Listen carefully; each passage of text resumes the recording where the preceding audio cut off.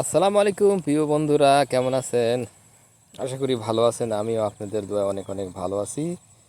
চলে আসছি, এই যে ভেড়াগুলো কত সুন্দর খাচ্ছে পড়ন্ত বিকেলবেলা। এই দিকটাতে মাঠ ফাঁকা হয়ে গেছে, আর এই সাইডটা ধান আছে। আর এই ধানের সাইডে আইল দিয়ে ভেড়াগুলো কত সুন্দর খাচ্ছে। অনেক শখ করে ভেড়াগুলা কিনছি, খুবই শখের ভেড়া। সবুজ শ্যামল, সুন্দর মনোরম পরিবেশ,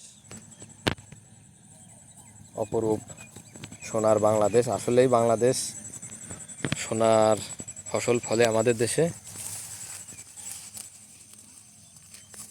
তো চাষিদের এই যে ধান ক্ষেত দেখতে পাচ্ছেন, এই ধান ক্ষেতের ভিতরে আশা আকাঙ্ক্ষা লুকায়ে আছে। প্রত্যেকটা মানুষের কিছু না কিছু আশা আকাঙ্ক্ষা থাকে। তার মধ্যে চাষিদের সবচেয়ে আশা আকাঙ্ক্ষা তার ফসলের ভিতরে ফসল যদি ভালো সুন্দরভাবে কেটে ঘরে তুলতে পারে, তাহলে চাষি সবসময় খুশি।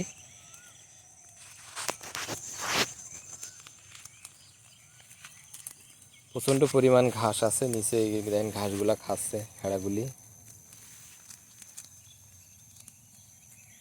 আমার শখের এই ভেড়াগুলি।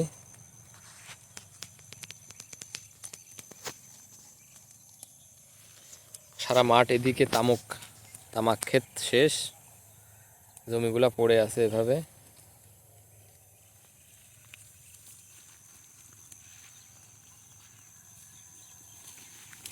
দেখেন ওইটা গ্রাম, আমাদের গ্রাম। সামনে দেখতে পাচ্ছেন ওটা আমার খামার, ছোট্ট একটা খামার।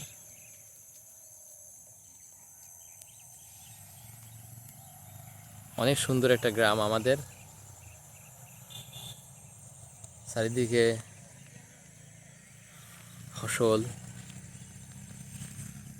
সুন্দর মনোরম পরিবেশ।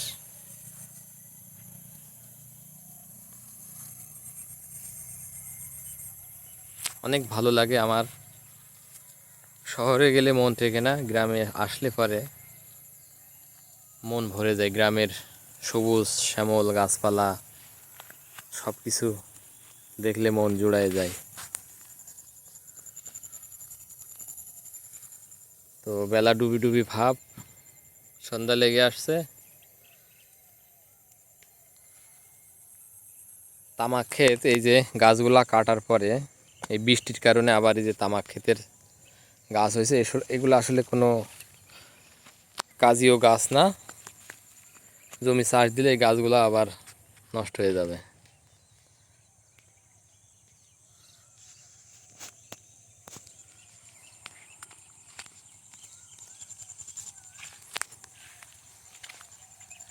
কথায় বলে